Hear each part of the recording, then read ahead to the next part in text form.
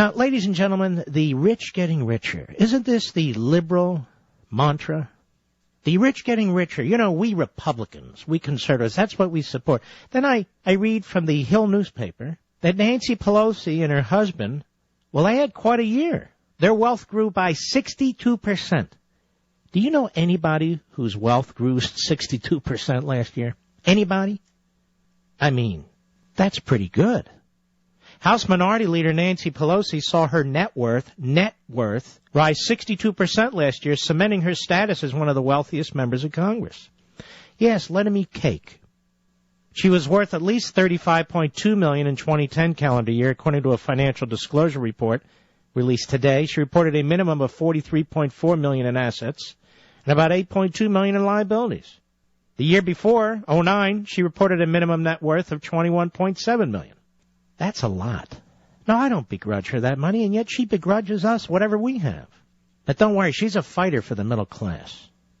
So tell me, while she was raking it in, which you're allowed to do in our country still, well, maybe, I'm not sure, 62% increase in her net worth.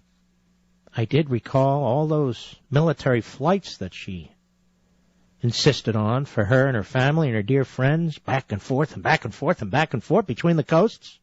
For us, of course, for the children. Remember that?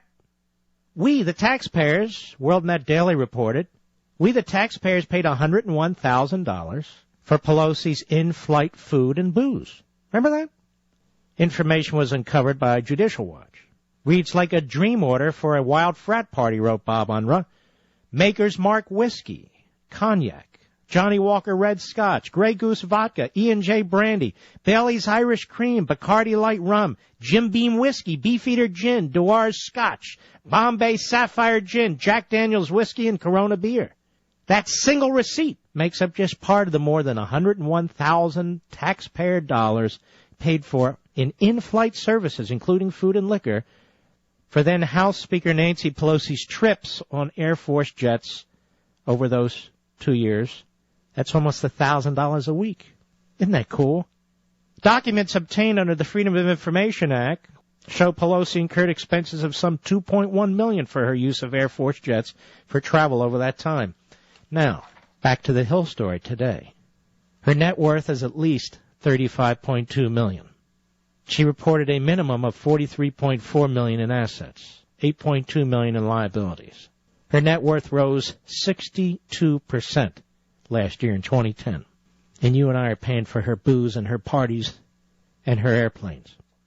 You can only imagine what's going on Air Force One with the booze and the food and all the rest, or the concerts the president has at the White House, or because he enjoys the good life. Now, he wants to deny it to you, but he enjoys it.